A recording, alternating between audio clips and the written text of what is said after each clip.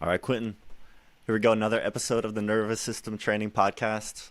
Today we're going to do it a little different than the last few episodes. We covered a lot of the backstory, the context, and the techniques of the nervous system training, how to put it into practice.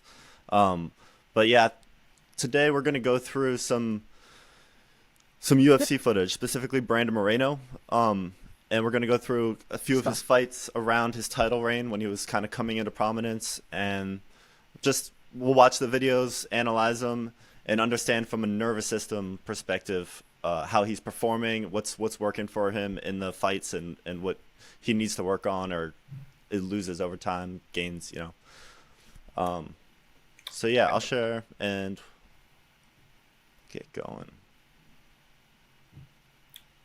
Yeah, so what we're gonna do with these videos, Jake, and this is kind of like because a lot of what I talk about as far as like nervous system training or what the people look for within like the body and things like that, it's hard to articulate with language, and this can give us a really good visual reference to so people can physically see exactly some of these what Marv Rinovich used to call like soft qualities and hard qualities when it comes to sports output. And this is kind of like what I do when I'm helping coaches with fighters, or I just make my own personal predictions for fun, analyzing things. If any of you guys want to do sports betting, make money with this, like developing this skill is super super beneficial. Yeah, and it's always fascinating. It's one thing to talk conceptually, which is what we've been doing, and you can get a good foundation. But yeah, let's put it into practice here. Um, all right, so for context, this first video we're gonna watch. This is the first Brandon Moreno and Stevenson Figueroa match. This was actually 256, but we're watching it on YouTube here. So this was the first time they faced, and this was for the UFC flyweight championship at the time. Good fucking fight. If anyone's never seen this fight, it's such a freaking good fight. Yeah, this is the one that set the stage for the whole four fight series, which I think is the only UFC four First. fight series. Yeah, I think it's the first quadrilogy in combat sports. Yeah. Can we make it full screen? Is that possible?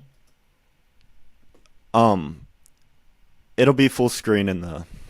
recording. All right, let's start from the beginning because we actually tracked ahead. Yeah, let's go straight from the Yeah. start. Okay, so when I'm watching fights and trying to analyze, especially if say I'm working with a fighter, I'll watch a lot of their own fight footage, and I'm trying to find like biomechanical deficiencies, tendencies, things that they're prone to, areas that work really well for them, areas that don't work really well. Now, the first thing that I want to point out, I wish Figueroa, I think I'm pronouncing that right. You can kind of see he is a really, really powerful neurological athlete. He's got good muscle mass. He's got good timing. He's a super dangerous guy. Like without a question, he's got great genetics.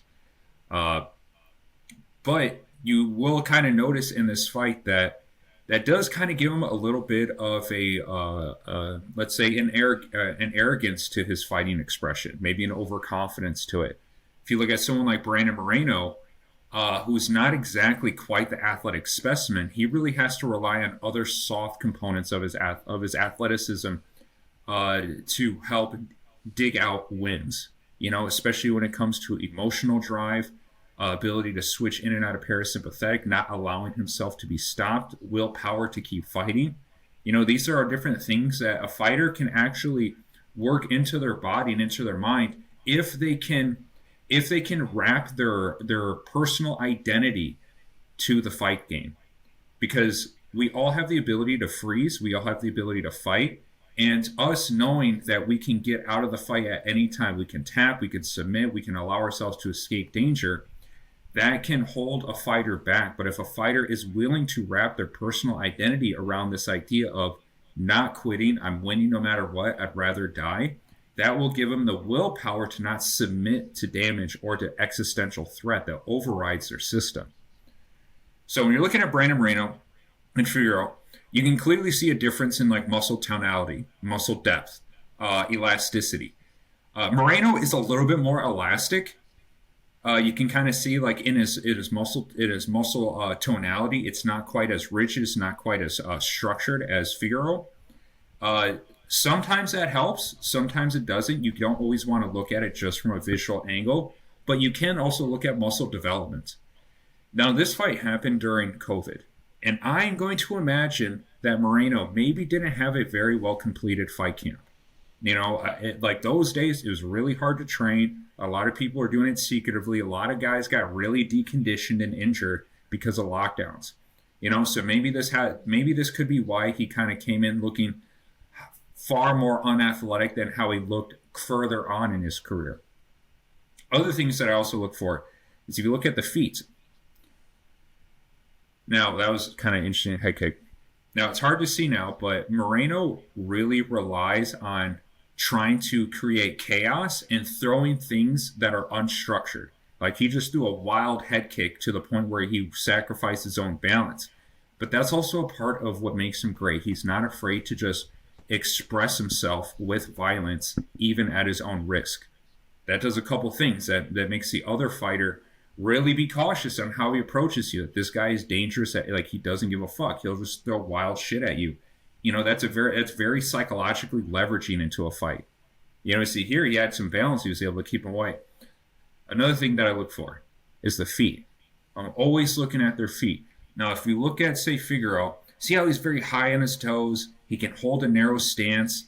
The heels are not touching the ground that often. He's able to kind of recoil his feet in and out fairly well, close distance into like lunges. If you look at Moreno, he's actually the opposite. And Moreno was at this point in his career, he really relied heavily on boxing head movement to make up or to compensate for his lack of reactive feet. His feet actually look really weak and deconditioned in this fight. They're very flat. He plots. See how he's using like his boxing head movement to distribute center line instead of, say, Figaro, who literally just has to react his feet out of the way. And I personally think the way Figaro is doing it is much more effective because it puts you in less positions of danger. Oh, that's another one. Now he really likes throwing that head kick. When he wants to create random bits of chaos, especially if people attack him, that head kick landed. He'll kind of throw something wild, to try to one, you can create space that way. Two, you can create psychological leverage, and three, it could land. It could land and do damage. Now, have you seen this fight all the way through, Jake? Yeah, I didn't watch it live, but I watched it years later. Like they released it for free before one of their other fights. Yeah. This is a good one. I love the emotional drive. That's something we defined in a earlier episode, and that Brandon Moreno's got it. And what's cool too is like the fans love it. Like it's hard to they know it when you see it. You can feel it. Yeah, exactly. And then the opponent can feel it too. I wonder. I don't even know how you'd even measure this, but I wonder if there's like a physical reaction in the opponent, like Dustin Poirier going against Conor McGregor early in the career when Conor was on the rise and had all that kind of all the momentum. Dustin Poirier, I wonder how that affects his nervous system. Well, areas that affects the nervous system is when I don't remember the parts of the brain, but there are parts of the brain that are responsible for like holding on to structural identity. That for processing language, things along those lines, and you can literally start to if you believe this is where like meta like esoteric science kind of warps into actual anatomical science, where there are for everything you feel, you understand about yourself, your personality, laughter, everything has an anatomical tie to it, even if we don't exactly know how it works yet. So if certain fighters, especially, I gotta say, being Mexican American, there's something about Mexican fighters that's a little scarier than your average fighter.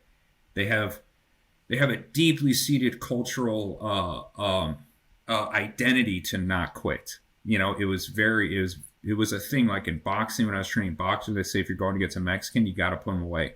Like they will not quit. You have to stop them physically. And I wonder if Brandon Moreno kind of really takes on that cultural identity with him. Yeah, neurologically holds on to that through his training, through his sparring, does not allow himself to quit. And not every fighter has it, not to the same capacity. And also this helps them from recovering from damage.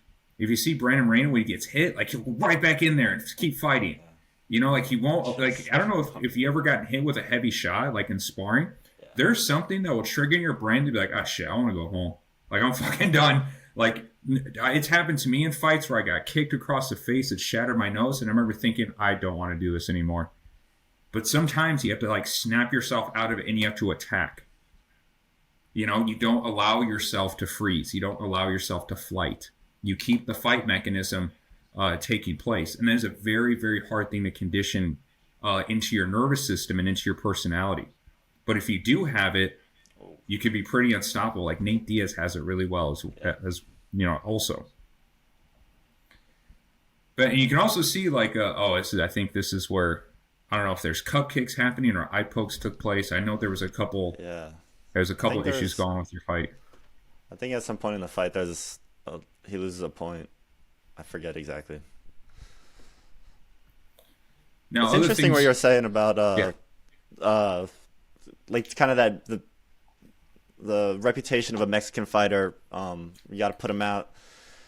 Like there's culture, like the cultural aspects are real, and like we've talked about the Russians and how they culturally, their training is very in line with the nervous system training, and the Marinovich brothers.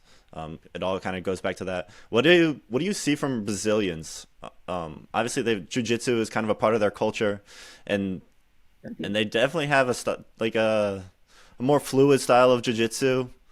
Like just the way I would describe it. But yeah, how have you seen Brazilian culture perpetuate in the brand of athleticism? You know, that's interesting. I never really thought about it too much, like as of late. If I were to think about the Brazilians, you know, if I'm just going off instinct, and I don't mean to offend anyone, but I do feel like Brazilian fighters are a little bit more on. I think they can be more easily discouraged if things aren't going their way. Like if their ego is not being sustained into the fight, you know, like, because I don't know if it's me, but I feel like there's a lot of like aggressive postural behavior when it comes to Brazilian identity with fighting. You know, there's a lot of machismo in it. You know, which doesn't say like the Mexicans don't have that, but there is something a little different about like the Brazilians, and also maybe a little bit of like an arrogance. Like sometimes I feel like Brazilians tend to have like an overconfidence about them in ways, because Brazilian Jiu-Jitsu, they kind of birthed MMA in a way, you know, so it's kind of like in their blood, like this is what we do. Physically, they're some of the best athletes because their genetic pool is so varied. You know, you have such a wide variety of genetic athletes that come from that area. You know, physical fitness.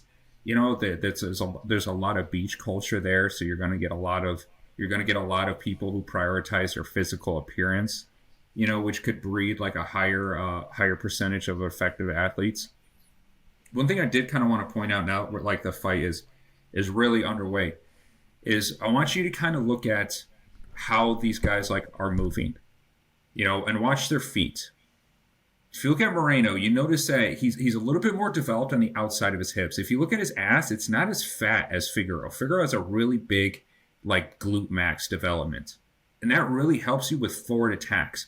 If you're more on, like, the glute minimus side, you're going to be more prone to lateral movement. You see how Moreno kind of likes to move out laterally.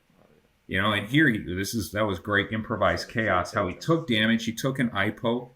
You know, and he didn't allow himself, you know, some guys will take the eye poke, you know, and they're like going to the ref. They're trying to like find, subconsciously, they try to find a way out. You know, Moreno was able to override his freeze response, you know, to come up with an improvised attack to get a takedown.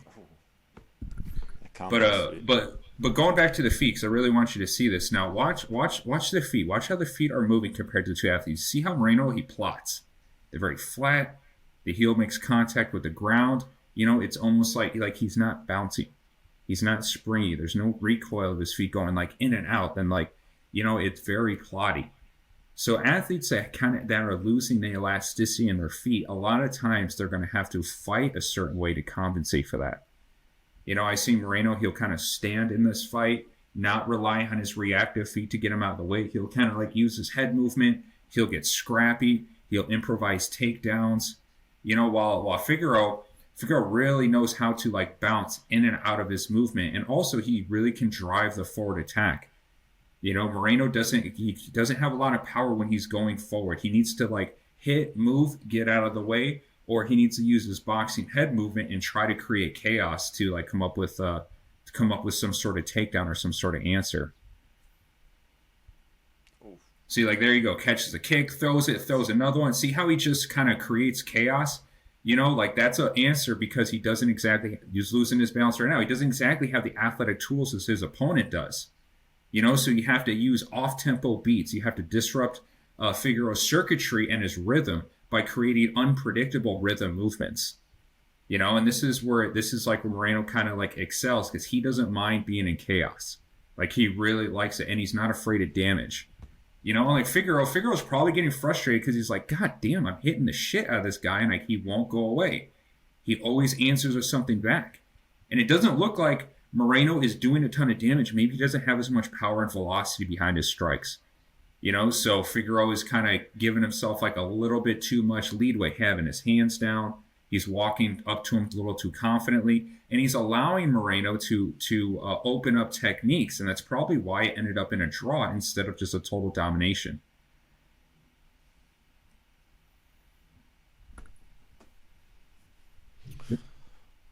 When you analyze fights, how do you see the rhythm fighters? I've heard that term, and you can kind of see it. Like I know what you're talking about, but how do you think about rhythm in a fight? So I kind of think about rhythm as kind of like a tempo and how well you can kind of restabilize to chain movements. Like whenever you throw a punch, sometimes you'll see guys like do this. Sometimes you'll see guys do this. They can bring it right back. They can coil and snap it back. If they're like Figaro can coil and he can bring it back.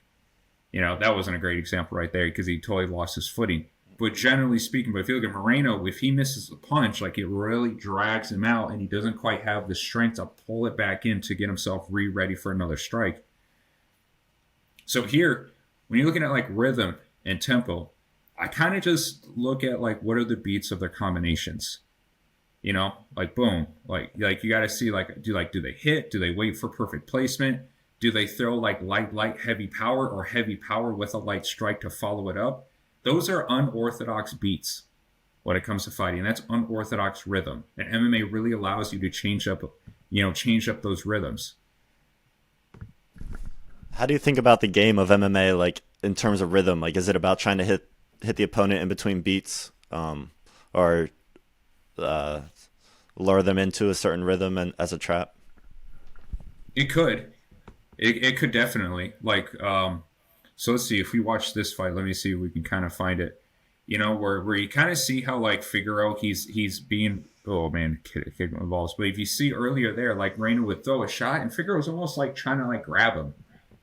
So it's kind of showing that that when Figaro is not dominating, when his physicality isn't intimidating and disrupting his opponent, it frustrates him.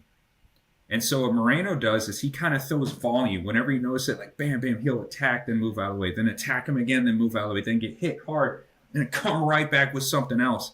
When you're fighting a guy like that, that's really frustrating because you can't get your dopamine up.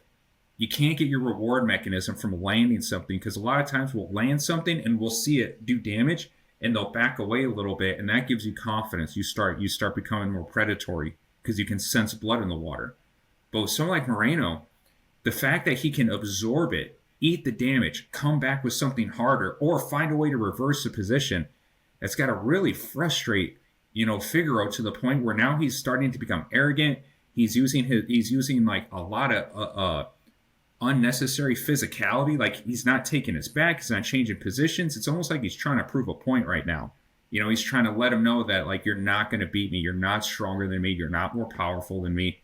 All these emotional expressions, even though it's kind of like I'm just riffing on what I'm seeing, when you're fighting, you think about a lot of these things. These ideas cross your mind and they come out into your technique. That's why Bruce Lee said fighting is full of emotional content. It's unavoidable. And you can look at their body language. Moreno, he'll kind of throw a kick. He's moving around. Feet are really flat. Figaro is kind of like getting frustrated. So you see how he's trying to find ways to lull him in. He's looking for a heavy shot to put him away, but you look at that. He comes in with an overhand right. He doesn't set up the overhand right, just heavy power out of nowhere. Very unpredictable. So there's a lateral movement again. Really heavy on the lateral movement, usually a sign of dominant glute medius strength. And you also want to look at certain things like Moreno. Like, he doesn't have a lot of musculature in like the upper back. His posture isn't really, his shoulders don't look very like well defined. You know what I mean? You can almost see like the bone kind of pushing through like the deltoid a little bit. So this is where I think this is like Brandon Moreno's version here. This is like his most unathletic but purest grit. Like, this really showed the UFC and the fans what his mind and what his heart wanted, but his body couldn't quite express yet. As we kind of get further into his career, we can really see him he develops more resources, he gets better training, he really gears in, his belief level was really increasing, and he does the necessary things, and you'll start to notice his body, even his feet, his footwork, everything is starting to evolve. He's going to start looking more like Figaro with each fight that he progresses through. And that's to really highlight how these qualities, these soft qualities, do make a difference, but they're very hard to see if you don't know what you're looking for.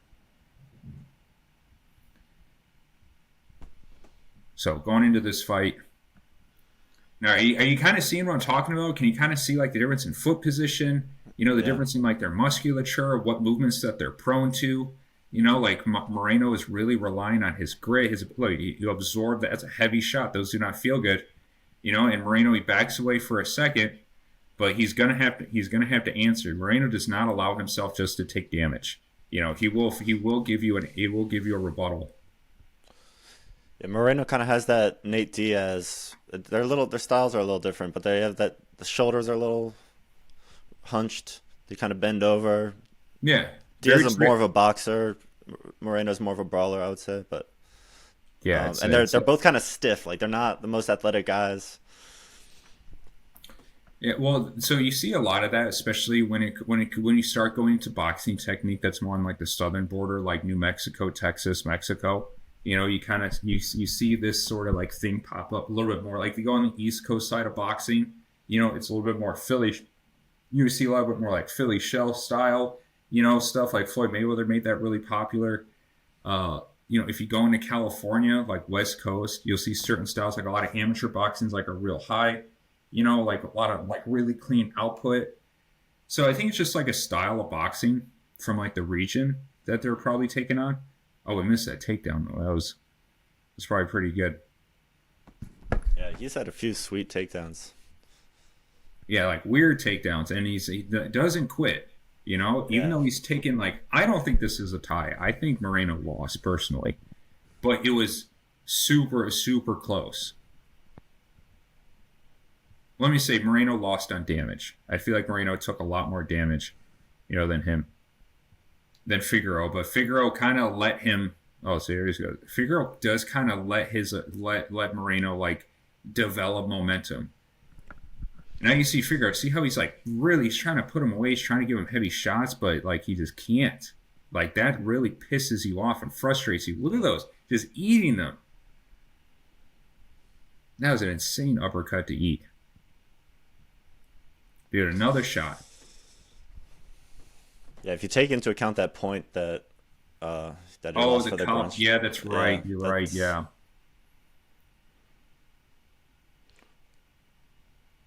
Oh, but yeah, there's kind of like that, that weird tempo. Like, you don't expect someone to fight fire after they just like ate more fire.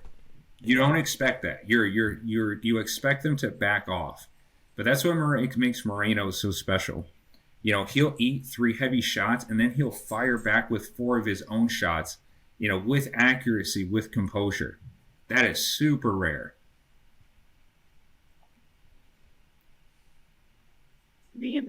Oh, it's a good timing on this. Like, and see, like Figaro, he's getting sloppy.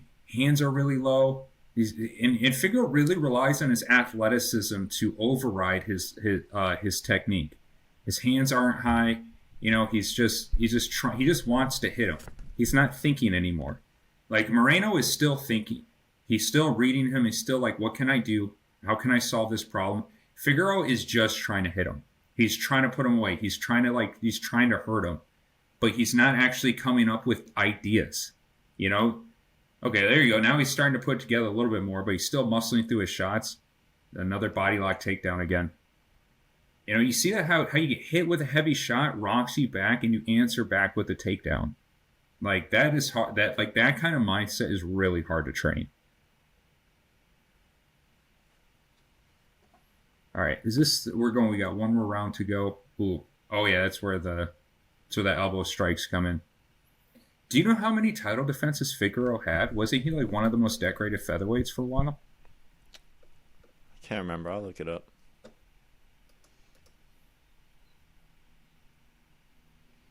Rank.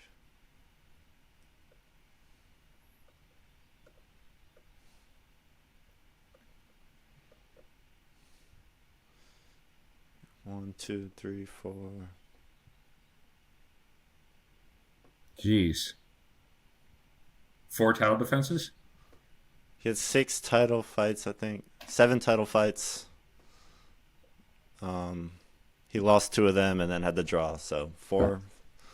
That's pretty good. 5 if you include this one as at least a damage victory. Yeah. Like, I totally missed this division. Like, I was not paying attention to this division for years. And I stumbled across this fight like 3 weeks ago, trying to like create some like predictions on a UFC card. And after I watched it, I was like, Jesus Christ, like this is a great fight.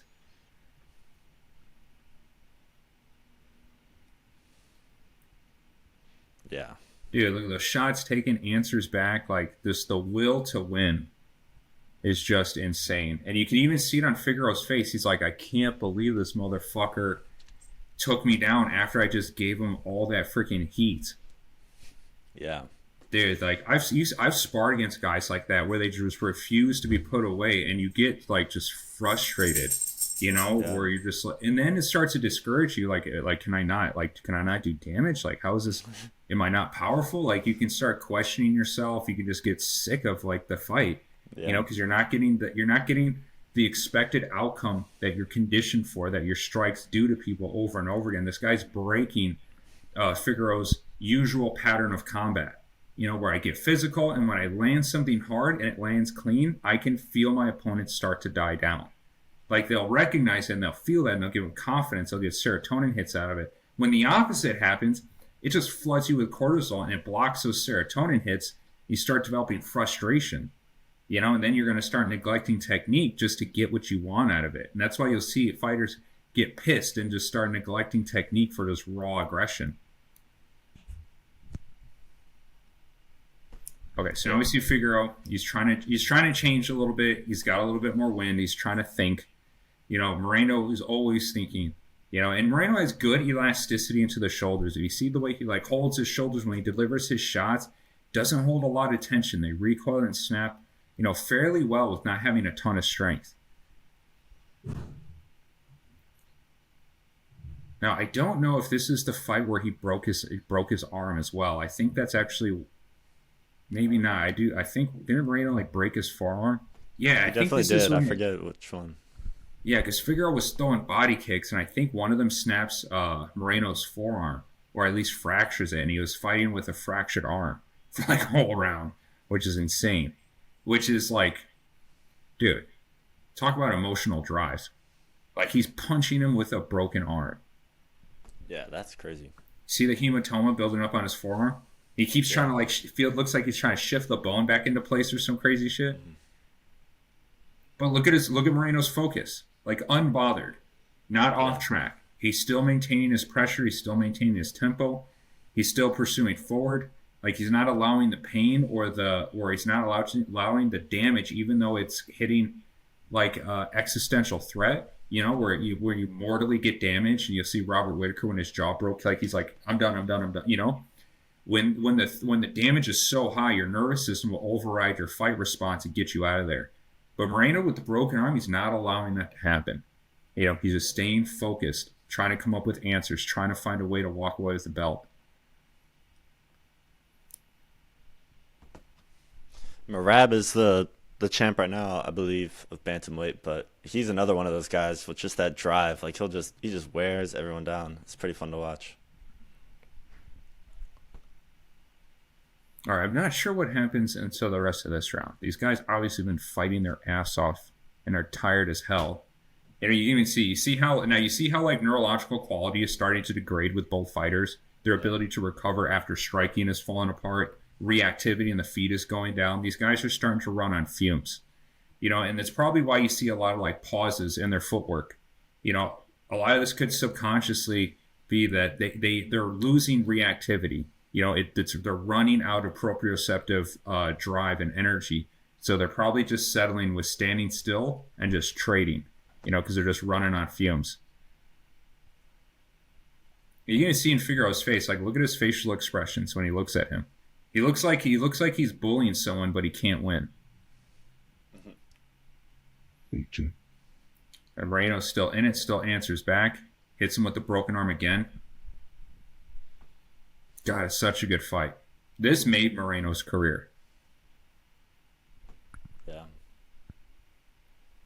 It's great. It's interesting. The emotions are really evident in this one. Yeah, and I also think it was the time. COVID was a very emotionally taxing time for a lot of people, like on a global scale. Like, I don't know about you, but I felt like we all lost a piece of ourselves during lockdown. Yeah. Some people lost their jobs, mental health and addiction went through the roof. Look at the political climate at the time. It was just madness. This is interesting. So we got 57 seconds into round. So Jake, tell me, like, kind of going through like how I'm observing this, how I'm seeing like these fighters move around. Like, what are you kind of taking away? Is your perspective on how you view fights? Is there anything that you didn't really know to look for that you can kind of see now?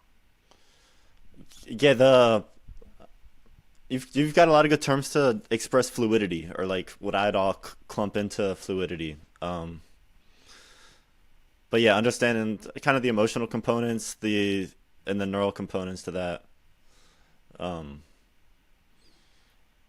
It's interesting. It's a mindset is an important thing, and it's almost like a consistency. Like Moreno, it doesn't matter if he's beating him up or.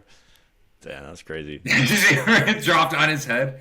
And look, Yeah, Moreno's still up kicking. He still up kicks. He's still He's got the same mindset. It doesn't matter if he's beating him up or if he's getting beat. But you can see Figueroa, he changes, based on his success. Yeah, exactly. He's very success driven. Yeah. When he's not getting success he's looking for, it affects his ability to be precise. Yeah. And it's probably because he's such a physical freak. Like, look at Figueroa. Like, look at his body. Like, what the fuck? Like, he looks like a super soldier.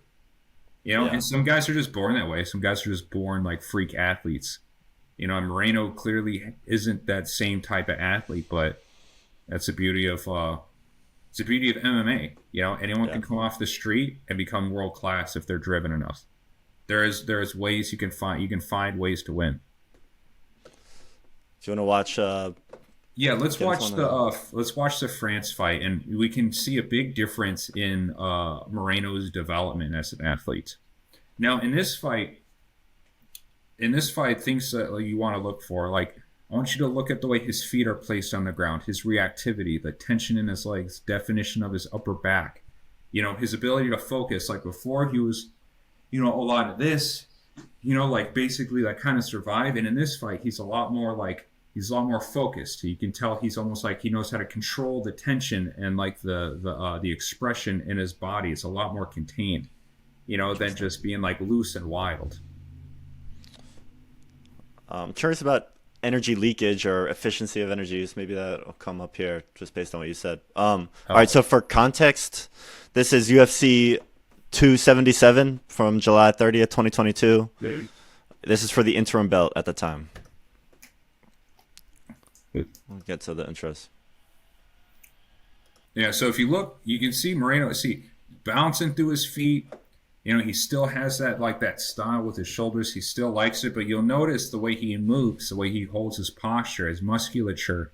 You look at his arms, look at his feet. Everything is improving. He's starting to have more neurological soft improvements. So you see like how he's on his toes now. There's more definition out of his calf. He's snappier with his punches. He's not just like holding his arms and just like staying aerobic and allowing chaos to help him. He's actually being precise. He's being coordinated with his movements. You can tell like his skill level is rising. His athletic level is rising with it. Yeah, it's pretty You stark look at it, difference. like His see the whole muscle in his posture. back. Yeah, his whole posture has changed now. So always start with the feet. So you're looking at his feet. He's more reactive. You see, like he still has the head moving. He's not like the most he doesn't have the best reflexive response to his feet, but it's improving. He's able to stay on his toes. He can like move and snap in and out of danger. This is probably the best version of Moreno we've seen enter the octagon. As far as I know, I've not seen his latest fight though. And now he has much more control. He's able to like control space, and he gets kicked in the dick again. Jesus, this guy. Yeah, every time, but yeah, you'll start to notice like an improvement, and it's hard to see, but you can kind of tell like he's sharper. Like his body's functioning at a higher level. Yeah. Almost 2 years have passed since the last video we watched. Yeah, so that's a lot of development. Yeah. It's a lot of development too, and that's why I tell fighters like, don't be broke, don't be poor. Like it kills your career because you don't have access to training, supplements, resources like that. Like this is a clear example of how he wants some money. He got some sponsorships, he got more resources to deploy into his business to reinvest in himself, and now look where he is. Now he's easily like 5 years of progression from 2 years. Just now that he has the necessary coaches and he can afford it. Yeah, see, you notice even the skill gap is closing. He's not just a boxer who's gotten good at MMA anymore. Now he's more of a complete MMA fighter. Like you can tell the neurological circuitry to chain different movements together, different patterns.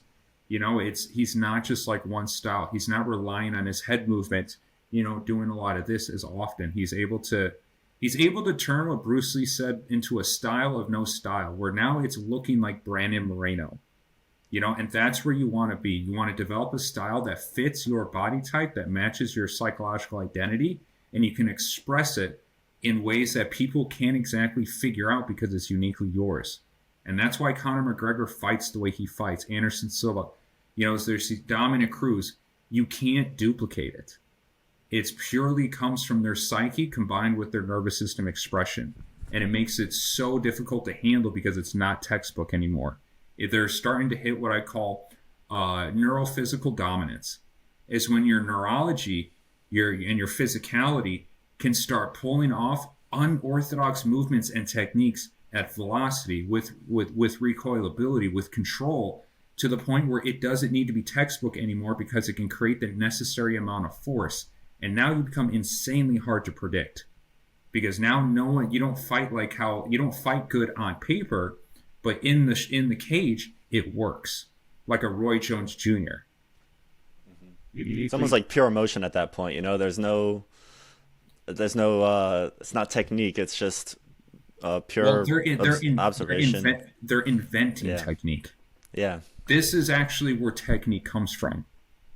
And a lot of people don't understand that, because like when you do drills and you copy technique, you go into right-minded thinking. When you express yourself into creative freedom and you start pulling off weird movements, like when Anderson Silva like snap kicked Vitor Belfort in the chin and knocked him out, all of a sudden everyone's snap kicking.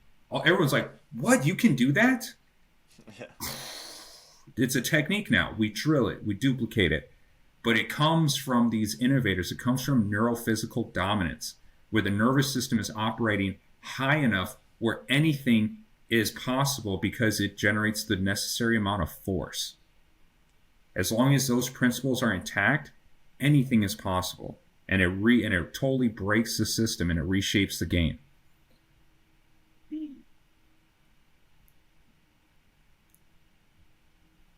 Yeah, you even see like in its back, it's much more controlled. Yeah. Even stronger hips. See how he can stay upright. But you can definitely tell this guy that he's going against has a style that he's not comfortable with. You could see hints. The kick was so much cleaner. You can see hints of Brandon Moreno's like old style, wanting to leak in, just creating madness. But this guy he's going against is very tactical, very dangerous guy, and he probably understands he's got to be a lot more disciplined with his striking.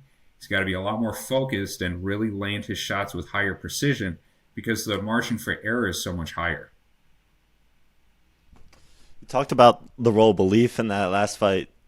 Stevenson won, but that's you can see like the rate of progression that belief carried him on. Mm-hmm. Actually, go back. Can you go back 10 seconds? Is that possible? Yeah.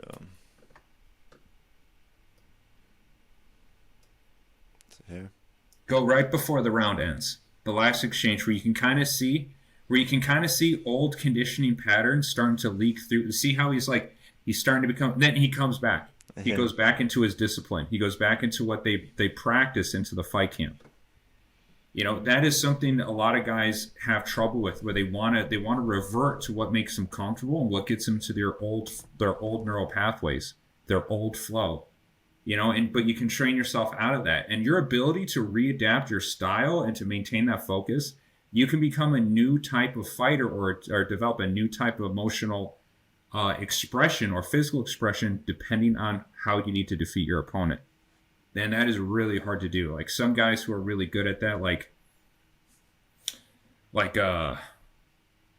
it's hard to come up with like a specific example. I always thought John Jones was awesome because like he always just kind of beat people at their own game. It was like he fully adapted his style every single time to.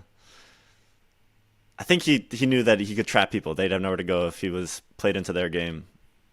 Yeah, and you like to prove a point. Yeah. Do what you're going to do, but better. But yeah, he would have a whole different.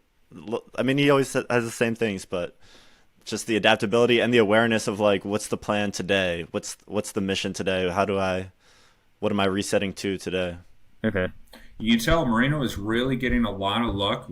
When France tries to run out, Moreno loves throwing chaotic kicks when people exit. Like that is just something he loves to do. Like he's really good at it. And those kicks are starting to land. He's starting to get the timing because France likes to exit to the right side. And Moreno's practice, they probably drilled it, and he's catching him. He's catching him with that left body kick over and over again. Oof. Oh, that was a little bit of luck. Yeah, but this goes to show, man. Good camp, good coaches, money to spend, change your life. You can start evolving your game like at hyper speed.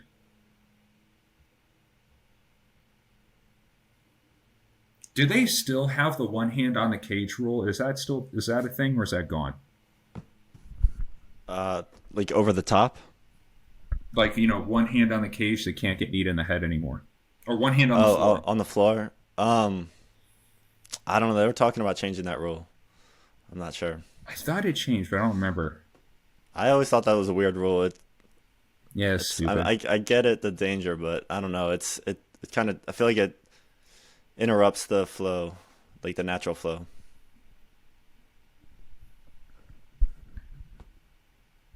Oh, that was a really nice combination. And so you can start, and sometimes you can kind of feel like when a fighter starts developing confidence when they start landing, you'll start to sense like their flow is going to start picking up, their head movement, they're going to start relaxing a little bit. They start, and then they can start developing like a tempo or a rhythm into the fight that the opponent is not keeping up with. And rhythm also isn't just like your punching combinations. A lot of it is how you move, like how you flow in and out. Your footwork in, your footwork out. It's kind of like beats on a metronome. Yeah.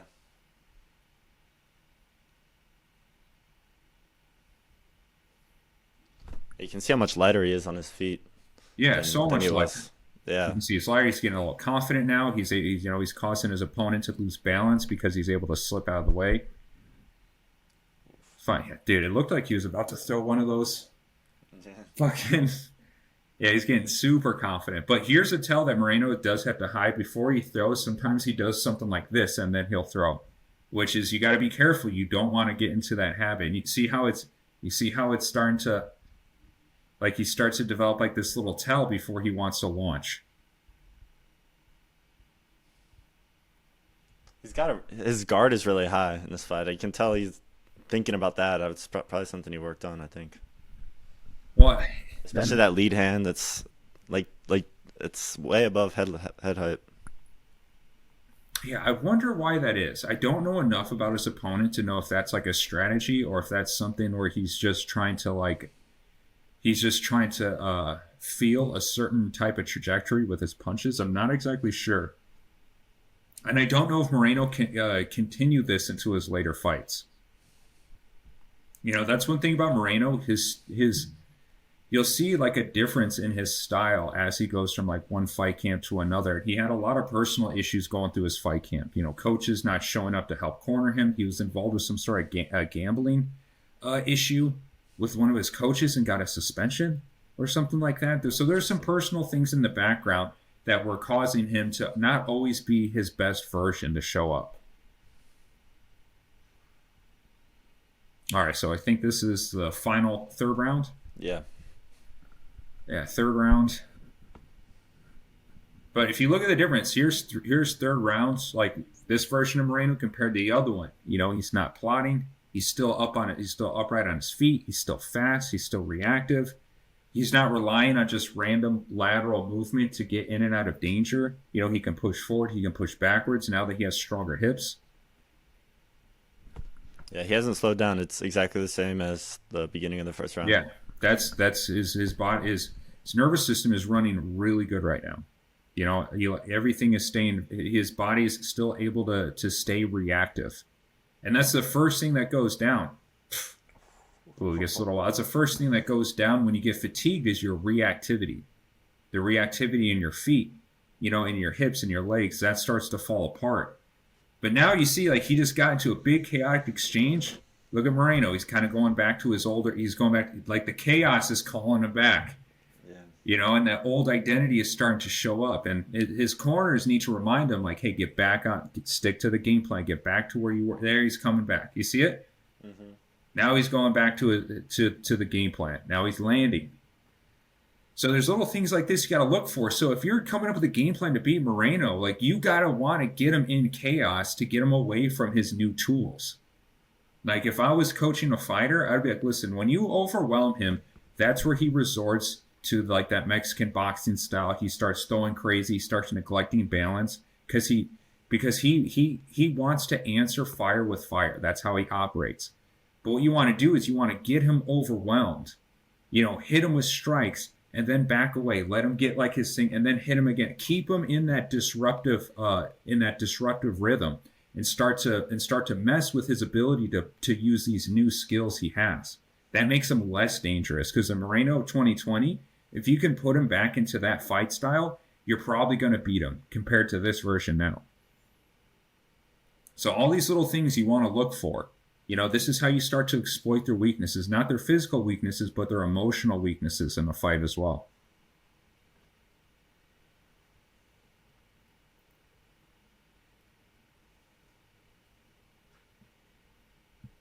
Oh, see, he's getting back into chaos.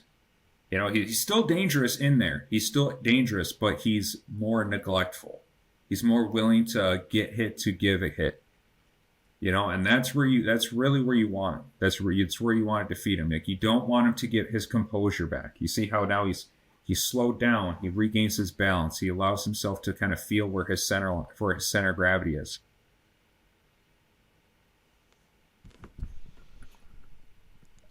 That's a good kick here. I don't know anything about France. I've never seen a fight outside of this fight. I don't know where his level is. I mean, obviously he's great. He's fighting for a title here. But I do know, isn't that division pretty shallow? It's on. I feel like it's getting deeper. But yeah, it was for a while. It was like I think this was the time when like Henry Cejudo was coming back and he was kind of in the mix, and Sean O'Malley was kind of on the rise. 135 or 145? This is 25. Oh, 25. Yeah, I think yeah, it's I'm talking about super. 35. Okay, Was the last one 35? I feel like the 25 Oh pound no, they're division. off. Yeah, they're all 25. Yeah, it's pretty light right now. I was thinking it Yeah, was 35. it's like they're all fighting each other. It's like 10 guys that just keep exchanging Yeah, opponents. That's how you yeah, get a quadrilogy. There's yeah. not enough guys to go around. I feel like since DJ Mighty Mouse, since he went to one, it's kind of been like the same guys cycling through.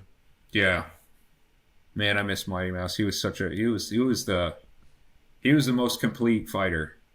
Yeah, he's so fun. I watch his highlights sometimes. He's art in motion, you know, Oh yeah. poetry in motion. Oh, and he lands the Uh, kick.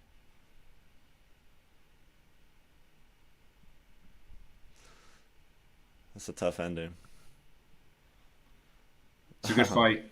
Yeah, It's a good improvement. Yeah, so you see him like and here's the thing, you can't always judge a fight on their last fight.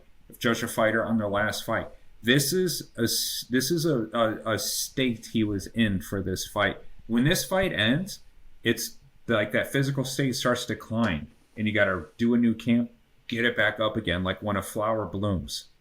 You know, like it's a process he had to develop to get them at maximum capacity for one night. So if someone looks really good on one fight, going into the next fight, you're not always sure if they're going to exactly come out as that same version because there's a lot of things that can go wrong. And if we go into another fight, you will start to notice a slight decline in Moreno in his physicality. we've got this Figueredo 4, UFC 290, or Pantoja. Let's do Pantoja. That's more a little more recent. So let's see it.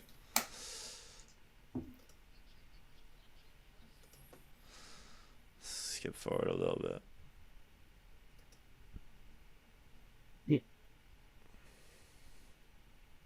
This guy looks a little wild, doesn't he? Yeah, this dude's a beast. I've never seen him fight. I have no idea what he's looking like. He might be champ right now. I think he's champ right now. Was this recent? This was 2023, about 2 Okay. years ago in July, UFC 290.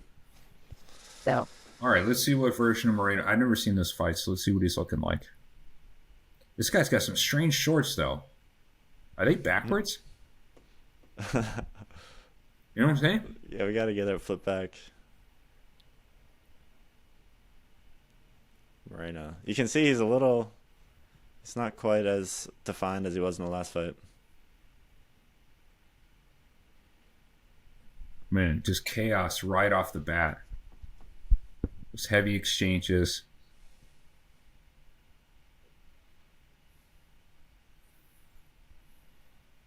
Okay, so let's break it down. Let's do that. Let's do the analysis again from the start.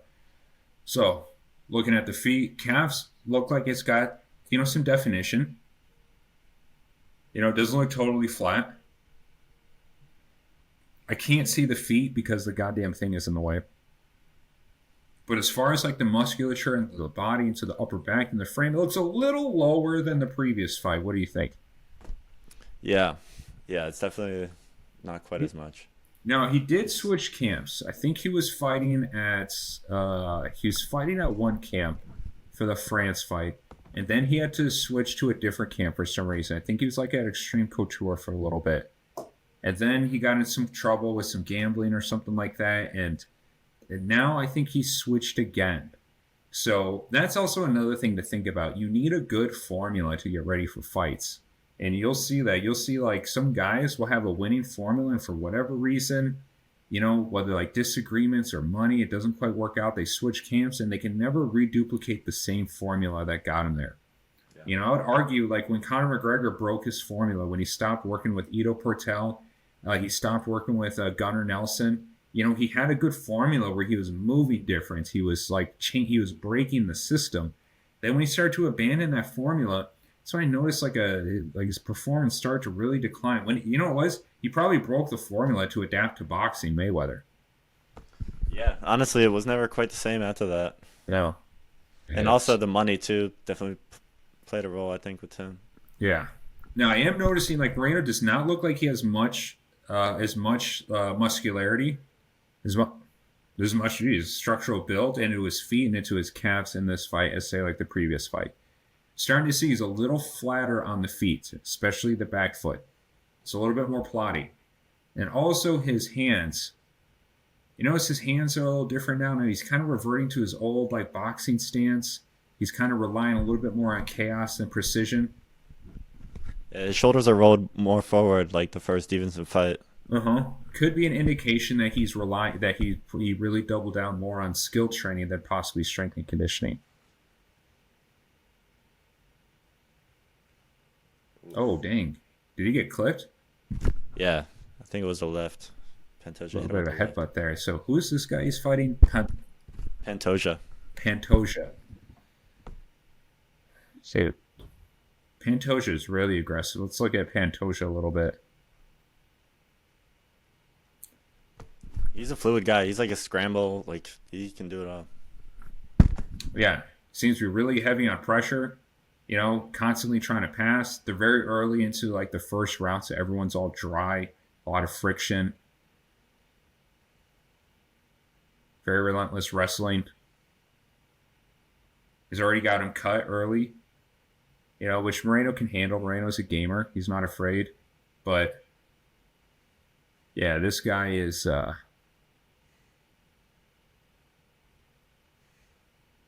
This guy looks sketchy. Yeah. Oh, a nice 1-2 combination. Good stiff jab. Moreno as a not the best answer for a Muay Thai clinch. You know, I wouldn't be surprised if the guy tries to grab him with it again. You can see how relaxed Pantoja is in between exchanges. Yeah. Moreno's a little more tense. Yeah, that was a good. I really like that jab to outside. Like, here you go. Some of the. Okay, so Moreno came with a better answer for the Thai clinch. Yeah, Moreno seems like he's kind of fighting like 2020 again. He's kind of falling back into that old way, which definitely worked. Now you can make the argument it's not the highest success rate compared to like the France fight because, you know, he points removed from getting kicked in the dick. It resulted in a tie, not a finish. So it's not like this. It's not like that system was totally flawed. It was still successful in a way, but he had some help. When he switched, you know, developed like a new form of fighting system, he seemed to do much better. And now he's kind of reverting to the old system. It's not looking like it's helping him quite as much.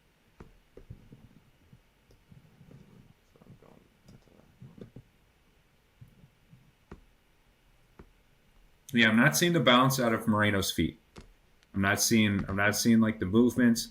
I'm not seeing the unpredictable rhythms, you know, like throwing wild head kicks on exits, you know, or something along those lines. It seems like he's kind of, I don't know.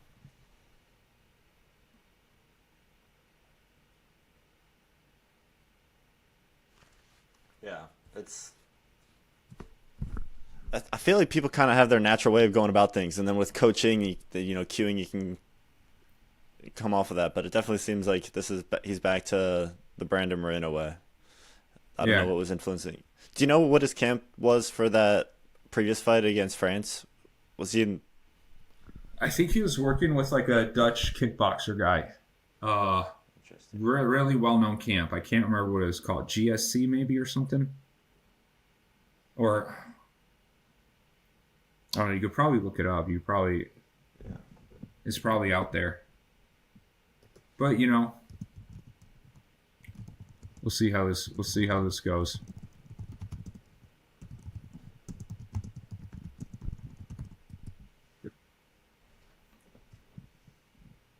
So looking at Pantoja now, Pantoja looks really strong. He looks like a really strong athlete. Let's kind of see what kind of qualities he has. Now he is a little. His posture is a little tight in the upper body. You can really kind of see like he's got like the hunchiness to like his upper back, but he can still extend. He can still rotate his punches, you know, which is good. You know, so could be susceptible to shoulder injury. Now Moreno, holy shit, these guys are really. I kind of feel like Moreno's never been in a boring fight, to be honest. Yeah, he's he's always down. He's always down to just throw bombs. Yeah. Yeah, this one wins fight of the night on this card.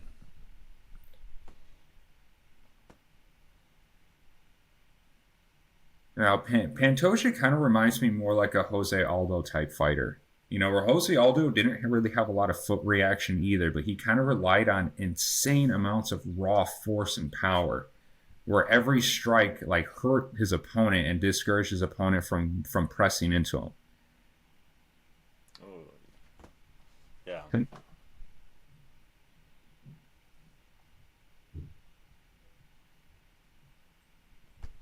I will say Moreno seems to have a little bit more, maybe it's fight experience, kind of seems to have like a little bit more fluidity, a little bit more control of the situation. It's not his first rodeo. It's not his first title fight.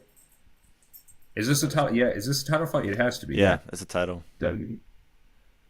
So he easily took his back, got him to the ground.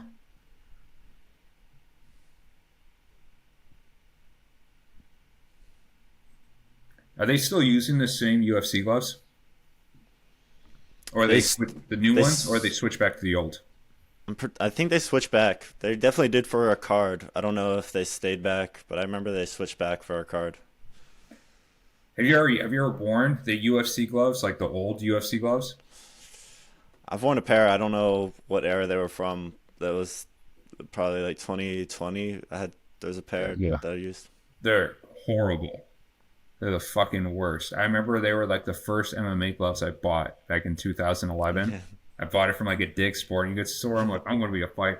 I'd hit the heavy bag with them, and dude, it would just like no wrist support. The padding, dude, they were the worst freaking gloves in the world. Like, I hate the way they felt. They didn't form to your knuckle. Like, they kind of formed your knuckle like this, and your hand would slide every time you'd punch, so you'd lose all the skin on your knuckles. What can you do for your hands and your wrists? Like, what are, like, if you were working with an MMA fighter versus a boxer, they've got the littler gloves, more stress on the hands. How might you emphasize that in training? Would you hit like stuff bare knuckle? For hand strength?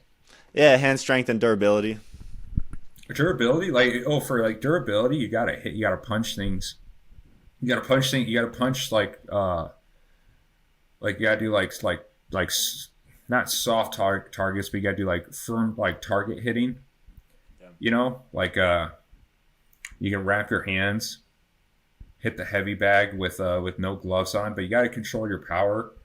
There's that old like Japanese karate technique called like macchiato board or whatever, where it's like two pieces of wood that like stand up and like you punch it and it's like and you just do it over and over again to try to like build up like a big ass thick knuckle that turns into horrible arthritis. It is not effective.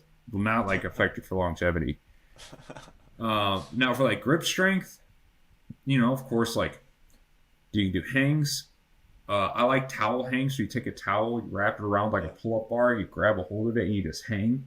Especially for like jiu-jitsu players, the guys who are good in the gi, like knowing how to hold on to fabric really tight. Rice bucket helps. I've seen people do it with just the gi too. Just put. You can just do it with the gi. You hang on to that. They got clamps. I think the best way, honestly, is therapy putty. Therapy putty is that is the way to go. It's like this hard putty substance, that like you can buy on Amazon. They use it to help like neurological, for like, physical therapy and stuff. And I saw it at like a physical therapy clinic. They were working with like these elderly people, like working with it. And I was like, what is that? And they're kind of, showing me the therapy putty. And I think it's really good because it morphs to your hand. Like you can just work like these external digits and squeeze them. You can do this. You can do this. You can do this with it. Like any form of grip that you want to start training, it's very customizable. Unlike traditional things where it's like it's either you can do like clamp grip, you can do squeeze grip, you can do like a claw grip. You know what I'm saying? Yeah, it's kind of like the pool training in the nervous system. It's you get like the in between angles. It's like kind of focused on the in between angles. Yeah, and actually, I am trying to come up with new additions to the pool training that involves like speeding up and coordinating finger strength and finger reactivity. How long does this fight go till? This is a 5-round fight. Oh dang! Let's give it one more round. Let's give it one more round, and we'll probably. Um, let's go to the last round. Let's watch the last round. All right, let's see the last round. Jeez, what a freaking! It's like two Yeah. wild animals trying to kill each other. Yeah. This we get to see when their nervous system is maxed out with what it looks like. Yeah, you can see the damage from the You last can two look rounds. at you can look at Brandon Moreno's skin color. Like he was white and now he's tan from a combination of blood and his heat. Pantoja's got the drive. You can see that. Yeah, this Pantoja guy, he doesn't give a fuck. He is right there with him. It seems like a lot of these guys in this weight division are just savagery. You know, like I don't know if it's just Moreno because I saw a lot of Moreno's fights and it seemed like every single fight this guy was in is just a war. Just like decision making championships, someone gets finished. Like he's had nothing but high level, high battle fights, like one after another since COVID. Do you think your body remembers that? Like, do you think these guys who've been through these wars, multiple wars, uh, do you think they get knocked out easier because like their nervous system knows if they shut down, like it's over, you know? Like, do you think they kind of learn from the trauma, how does that affect the nervous system? Yeah, that's a good point. So okay, so let's think about this. So let's say I guess it can go in a bunch of different directions depending on the person. Like if like someone who I think there's a point of diminishing returns, or if the damage level gets too high, I think it permanently damages the mind and the nervous system to the point of no return. Kind of like when Tony Ferguson was in one war after another war after another war, and that's when he was like El Kukui, who was the boogeyman. And he was just taking guys out with weird neurological expressions and techniques. But then it started to catch up to him a little bit. He started to look a little slower, a little older, one fight. And then when he fought Justin Gaethje, that was it. That's when Tony Ferguson, he took so much damage. He took so much abuse, so much trauma to the nervous system that I don't even think his body can respond properly to training stimulation anymore. Like that shit can damage your endocrine system. It can damage your brainstem and not have it function properly for the rest of your life. Scary.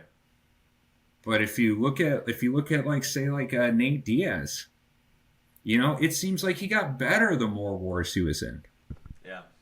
Yeah. So I don't know. I guess it depends on the type of trauma, the type of person, how they absorb it after the fight. Do they use it as fuel, as motivation?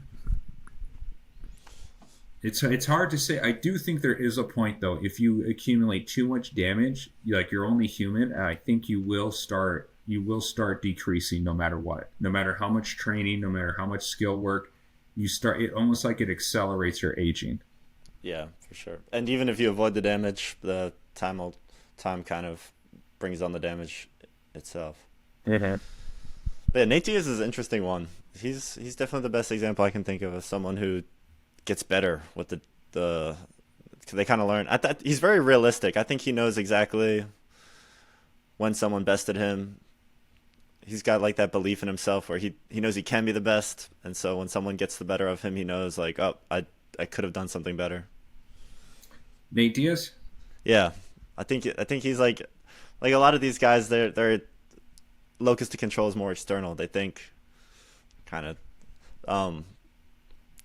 like they think like, oh, I wasn't in the right coaching camp. I need to switch that up. Or Nate Diaz he's always going to do the same things. He's always gonna he has that belief in himself. He really thinks he and his brother are the best two fighters in the world. Yeah, man, that was a hard freaking fight. There's this one interview about Nate Diaz. They were like interviewing him with like Conor McGregor. I think that bodybuilder was interviewing him, like Bradley Martin or whatever his name is. Oh yeah. And he's like, so what do you think about Conor McGregor? Like what do you think about him now? And he's like, Conor, well, I don't really talk to him. He's cool, but fuck that guy. Like, You know, like he doesn't like. That's one thing about Nate Diaz is he doesn't make excuses. Not really. You know, if he loses, you know, he's just like, it's fucking didn't do what I needed to do. Whatever. Fuck you. Yeah. You know, like he doesn't say like, oh, I had a bad camp. I couldn't like my weight cut wasn't good. You know, like Yeah. he keeps it pretty real. Like he owns his losses. You know, and Remember Nick after the Robbie Lawler fight, he, he came in out of shape and he lost the fight. It was kind of ugly, and he's just like, "Yeah, yeah, if I had it coming." I remember he said that. I had it coming. yeah, yeah, man. He freaking was like that. Was after that, I kind of like I kind of gave up on Nick Diaz as far as like looking forward to his fights. Yeah. You know, it was just apparently word on the street is that